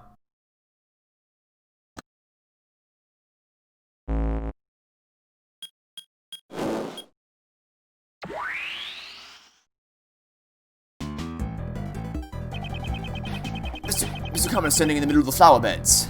Well, that doesn't really make any sense. Because if my theory is correct... Yeah, okay, so if my theory is correct, and he actually grabbed the button off the snowman, then that doesn't make any sense with what we know. And the president and the kidnapper are standing on the road. My home man based his initial investigation on this man's eyewitness testimony. As a result, it led him to believe that the kidnapping and this facility were related. And that's how he came to suspect the head of the orphanage, Patricia Rowland. Yeah. But in court, Blaze the best treated his testimony as if it meant nothing. Of course he did. Why would he do that? The president and his kidnapper were not standing inside the orphanage grounds, So a connection between the orphanage and the kidnapping was difficult to prove. I see. It's not like they were seen inside the orphanage after all. Yeah, no matter how much evidence the detectives gather at the crime scene, it doesn't mean squat if the prosecutor won't use it in court. Blaze the Best had some kind of connection with Patricia Rowland. Yeah, he was probably one of the kidnappers. I figure they had some kind of deal going on. He's already proven to be a kidnapper once before, so... Yeah, okay, so... Actually... I wonder if he was trying to find the ransom money. Because that's the only thing I can think of. If they were both kidnappers, that's the only thing I can think of that he would have been looking for underneath the flower beds. However, your father was convinced that Patricia Rowland was the culprit. Your father was a highly capable investigator, I presume. Might he have had some other basis for a conclusion besides the eyewitness testimony? Yeah, I figured he did, but I have no idea what it was. That old man never really talked much about this case. Agent Lang's father, Daylong Lang, President Huang's most trusted confidant. The truth he discovered was suppressed by Blaze the Best. First, we must find that hidden truth. Okay, so this is the moment of the incident, February 10th and 1:15 a.m. Okay, so the first thing that I need to check is I need to check the snowman, because I wonder if it's inspected every suspicious looking nook and cranny. I suspect that it wasn't actually that he wasn't actually standing by the flower beds when he was attacked. About the snowman. when we recreated the scene when Mr. Cameron was killed, it had already melted. Its scarf was all soggy, and one of its button eyes is missing. Yeah, one of its button eyes. Okay, there we go. Indeed, at this stage, it appears that most of its original form was still intact, although there's one spot that looks unnaturally lacking. Poor thing, I bet some naughty kid must have plucked it off. Although, from the thief's perspective, that kid does have some promise. Was it plucked off by one of the children at the orphanage? No. No, perhaps it was taken by an entirely different person altogether. Yes, it was. Okay, so let's go ahead and deduce that with the bloodstained button that we have on our 4th page of evidence. Let's go ahead and go there. This snowman, wouldn't you say it's missing something? Ah, its right eye is missing. Precisely. And what's more, that missing eye happens to be in opposition. The button that Mr. Cameron was holding onto. It's got the exact same design as the snowman's left eye. If we assume this button was indeed the snowman's eye, a huge contradiction arises. If this button is the snowman's eye, what contradiction arises? The location of the victim. The victim was holding on to the button. Furthermore, the button was stained with blood. In other words, he grabbed the button after he was attacked. For example, if we were to picture it in this way, after being struck in the back of the head, Mr. Cameron lost his balance. As he was falling, he reached out his hand towards the nearby snowman. However, it could not support his weight, and he collapsed while still grasping the button. Huh? That means Mr. Cameron was near the snowman when he was attacked. Indeed, at the very least, he must have been within arm's reach. However, it's quite clear that he would not have been able to reach it from his current position. But Mr. Cameron's footprints only lead to the flower bed. Can we be certain that those footprints really are Mr. Cameron's? It seems we'll need to investigate them one more time. Oh, you want to check his shoe size? Is that what we're gonna do? That's probably what we're gonna do.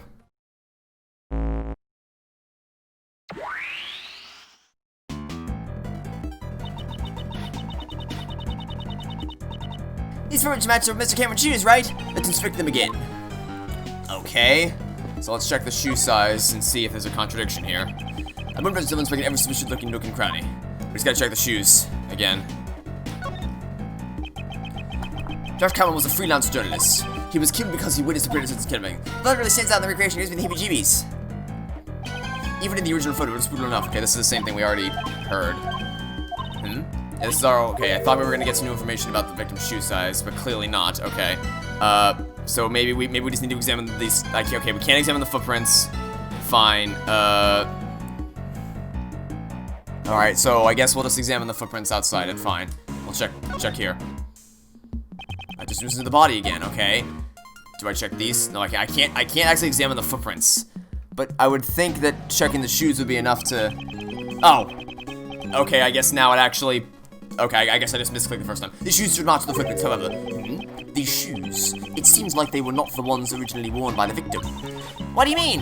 If you look closely, you'll see that the laces were tied up strangely, and the size doesn't seem to fit quite right, either.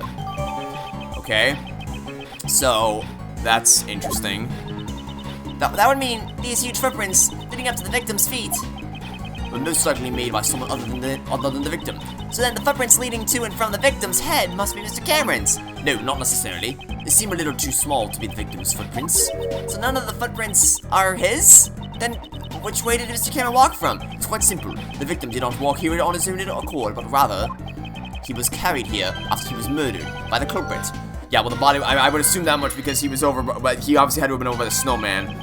But the way I can't really prove that. I mean, I can assume it, but I can't prove it.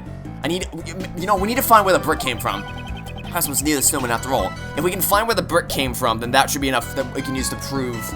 Okay, so where did the brick come from? I'm trying to find some place. Would it have come from over? I'm hoping it came from over here. Mr. Cameron's body was moved. If we consider the button he was holding on to, it's highly likely that he was killed near this snowman. I should take a closer look. Are there any bricks nearby? Aha! Indeed, there is a brick missing. There's a brick missing. Okay, so now we have the proof we need. Let's examine this. Huh? There's a brick missing here. Yep, okay. Now we have the proof we need. So, what we're gonna do is we're gonna connect that to the brick logic, because that'll establish that the brick was taken from near the snowman. If the brick was taken from near the snowman, that means that he had to have been near the snowman because that's where he was killed, and then that connects to the fact that he was moved. Okay, so let's open up our logic and start connecting pieces of the puzzle together. We have so much logic. Okay, so the brick came from where the snowman was.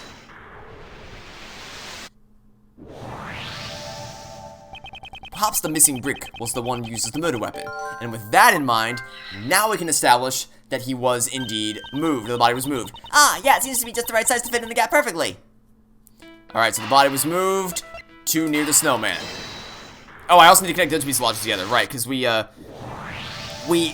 still have that theory as to why, like, what he was searching for, so I should probably connect that as well. As I thought, it seems the murder actually occurred near the snowman. Both the button Mr. Cameron was holding and the murder weapon came from there. Indeed. Also, if we assume that the killer picked up the brick near the snowman, and then tried to sneak up behind Mr. Cameron... Oh, Mr. Cameron totally would have seen the person picking up the brick. Exactly. Okay, please update the recreation. Mr. Cameron was not in the middle of the flower beds, but near the snowman. Okay, I'm on it. Okay, so let's examine this. No matter how you look at it, this is strange. All the people involved in this case are gathered in the same place. Did you make a mistake here or something? Well, I mean, this is all based on Cameron's photo, right? So maybe the photo... I don't want to say it was staged, that's a bit of a stretch. But the photo clearly is false in some way. How did you choose evidence is fake? Well, again, this is all based on the photo. So whatever's going wrong here, it all has to do with this photo. Was this photo really taken by Mr. Cameron? Eh? What do you mean? We have proven that whoever killed Mr. Cameron also moved the body. But for what reason will they have to deliberately move his body? Perhaps the culprit wanted to falsify the scene that Mr. Cameron witnessed. And that's why they took a fake photo? They made the president stand under the streetlight and took a photo with Cameron's camera. It would have been quite simple. Now that you mention it, Mr. Cameron's camera only had one photo on it, right? Indeed, in all likelihood, the original roll of film has been removed from the camera. And after loading a new roll of film into the camera, the fake photo was taken. I see! So this photo must have been taken after Mr. Cameron was killed, right? Okay. We're getting closer to the truth. Exactly, this was not the scene Mr. Cameron actually witnessed. It's likely that his photo is forged evidence. Then, where did Mr. Cameron witness the president and his kidnapper? The photo isn't the only piece of evidence that indicates what Mr. Cameron witnessed. Ah, the testimony he left on the answering machine. Precisely, we should listen to the recording once more time. He said that a light went out somewhere. So we just have to check for lampposts. Okay, in the top left. Because there's a lamppost that's not working down here, and there's also one that's not working up here. Take that! Mr. Cameron said this on the answering machine. The light just went off. I can barely see a thing now. There are only 2 places here where these lights are broken. Light by the orphanage. Okay, could you please update the recreation? Roger!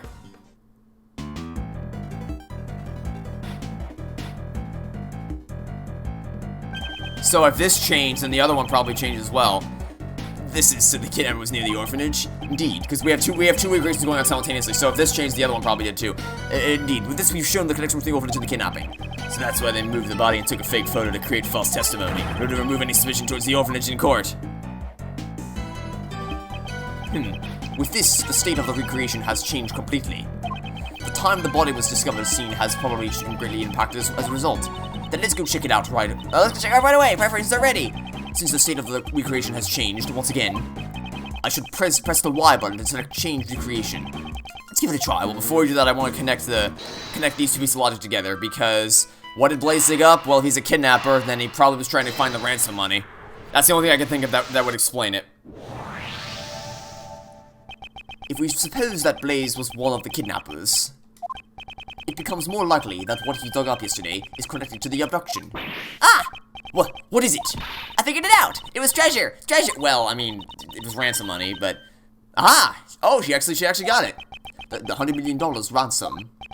Buried in the ground until the heat had died down. It's certainly possible. I know, right? Okay. Good to know. Alright, so now that we've done that, now I'm gonna change the recreation. So that's all the logic we had. Wow, so that might have been I hope that wasn't our last logic deduction of the game. I would have made a bigger deal of that if it was. I hope we get to use logic at least one more time. Alright, well let's change the recreation. Yeah, what's up? Change recreation. So you want to recreate the scene based on the police investigation data?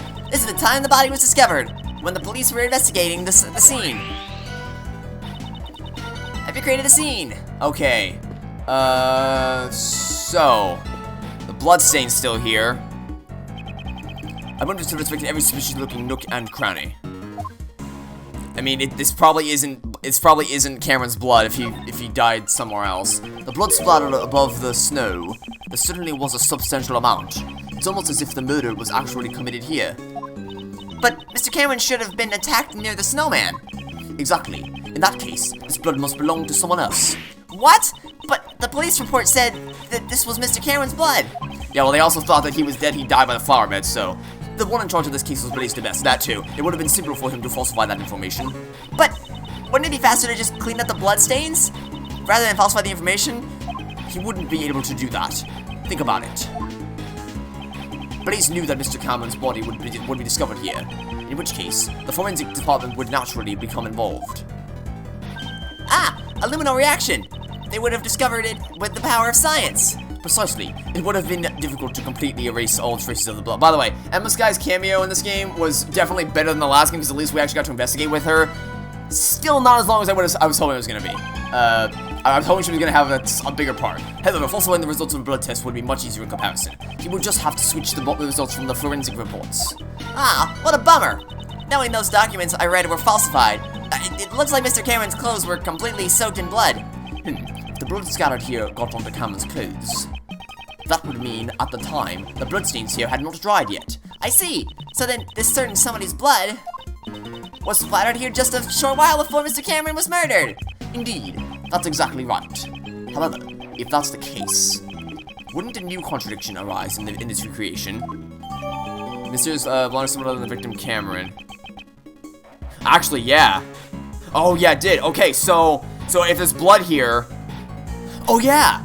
Oh duh, I should have spotted that immediately because if the blood stain is covered up by the remains of the fire, then the fire happened after the incident, not before it. Oh, I should have spotted this immediately. Hold on.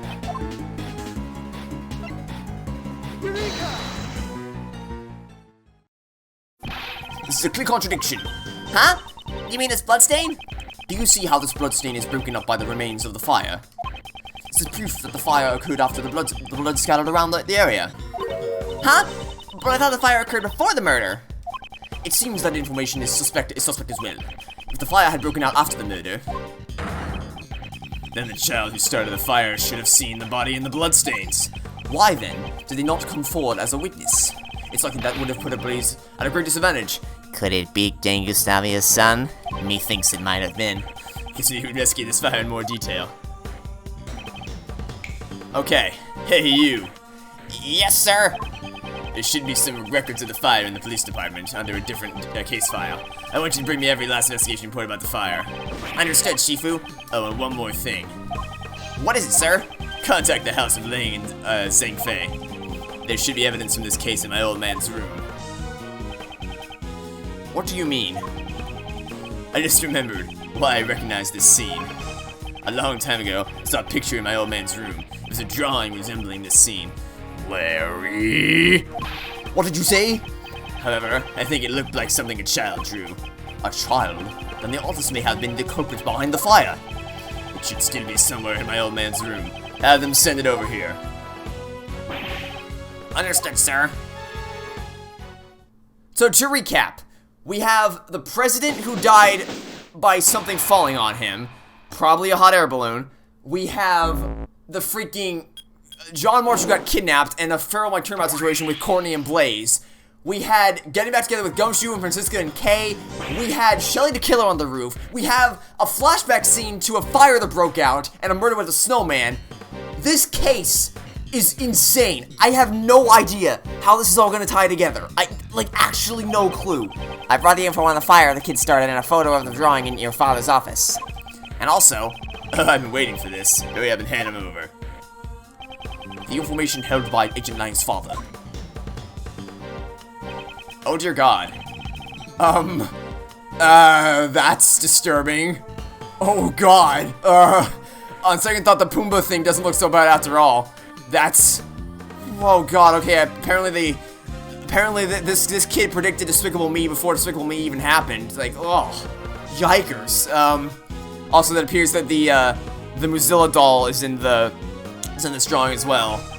This was the picture drawn by the child depicting the night of the incident.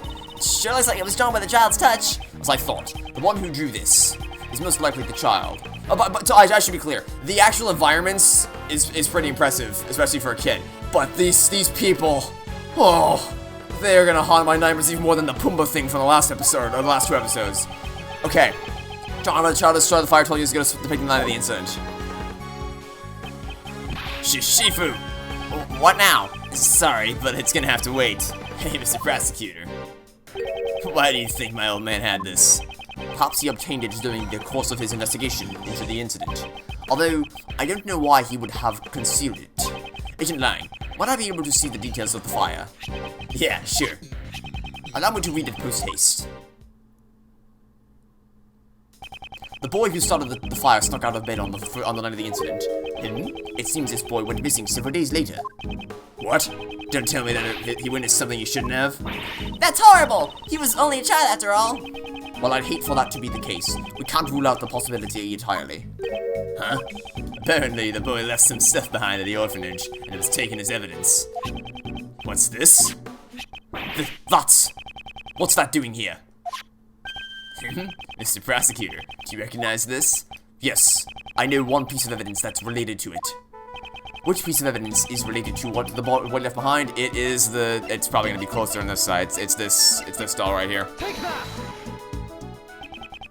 I don't know what it's doing here.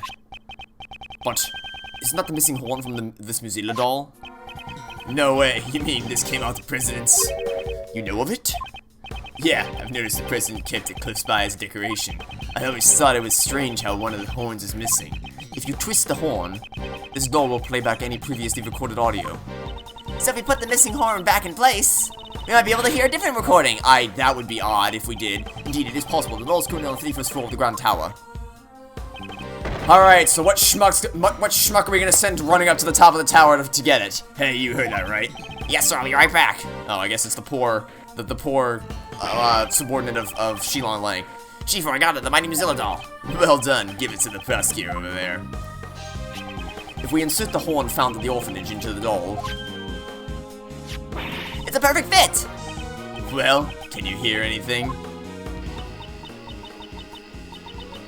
Mr. Huang, it's Amy. It's been a while. I saw the news that you would be coming to this country. I was really nervous about doing this, but I decided to send you a message. Please stop the playback. Courtney? Judge Courtney? What's wrong? Stop it. Stop now. It's a boy. Your son. He's just been born. I'm sorry. That's all I wanted to tell you. His name is John.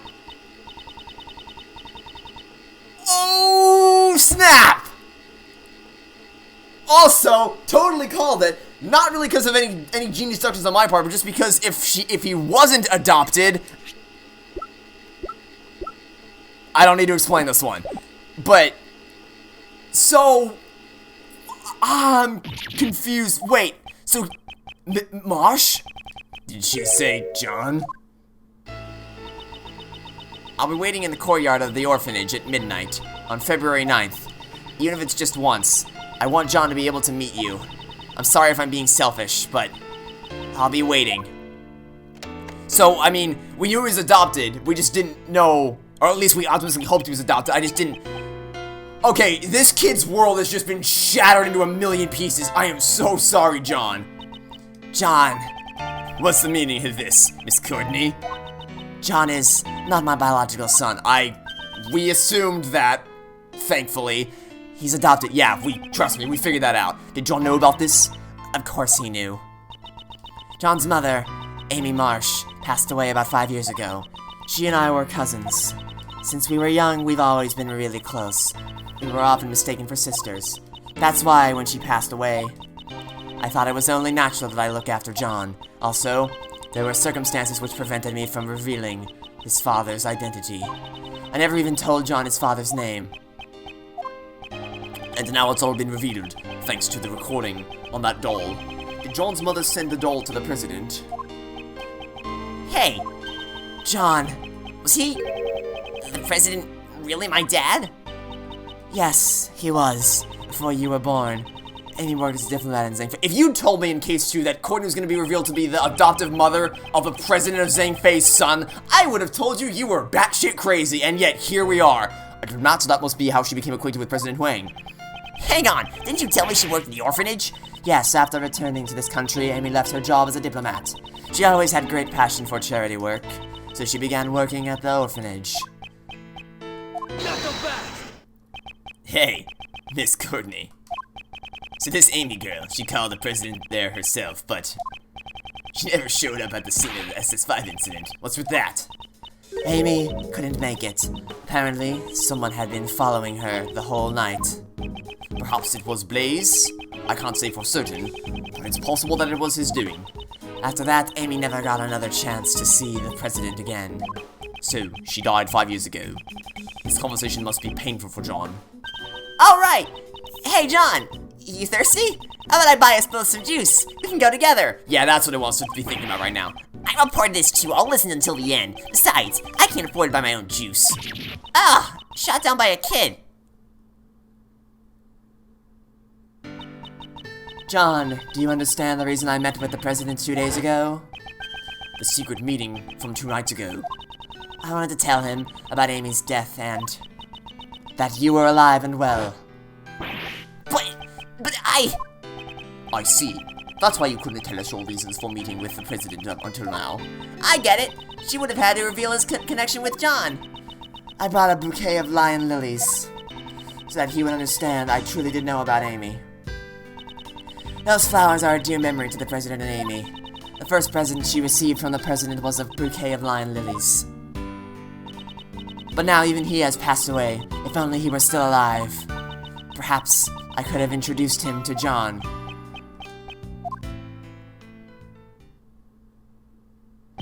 So, if we go back to my earlier theory, because if I'm correct in saying that the hot air balloon might have, this hypothetical hot air balloon that we don't even know exists, but I'm guessing probably does, if that is what killed the president up on the roof, and he was also seen a night later, then one of those 2 people is the body double. Which means that there's a chance that he might still be alive. Shifu, I'm sorry to interrupt this atmosphere, but it's something I need to say. What is it now? Can't this wait? Well, actually, there's one last item that's been delivered here from Zhang Fei. I have here the president's will. What? The president's will? Our man received a great number of special medals from the president himself. As a token of his trust, the president left his will in the protection of the Lang clan. Those medals in that will, they were the pride of our clan, our family treasure, so to speak. Ugh, this is... Agent 9, does that will have something to do with the current case? You bet it does. It says here, I hereby acknowledge John Marsh as my own son. Well, I mean, wow. What? John's name is in the president's will? Are you certain that will was written by the president? Yeah, he entrusted it to the Lang clan even before the SS5 incident took place. They'll have to appraise it back home. But by the name of the Lang clan, this is the real deal. Dijun Huang was the president of an entire nation. The existence of his son would have caused considerable controversy. However, he left behind a will just in case. This makes it doubly sure. I still can't believe it myself. But there's no room for doubt. John Marsh, you are the son of Dijun Huang, president of Zhang Fei. What is this case? What is going on anymore? Also, this kid's world is just shattered into a million pieces, like I said. Oh my freaking, okay, this case, I can't, this freaking case, oh my god, what is going on anymore? Okay,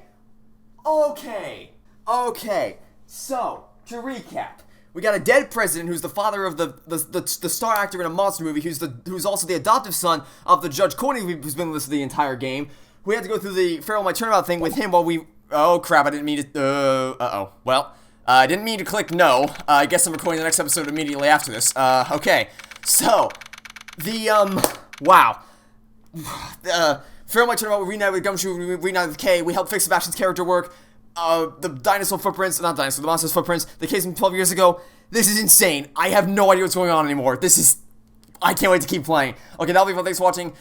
Stay tuned to catch you all tomorrow. No, sorry, later today for some more Ace Civilizations 2. Goodbye!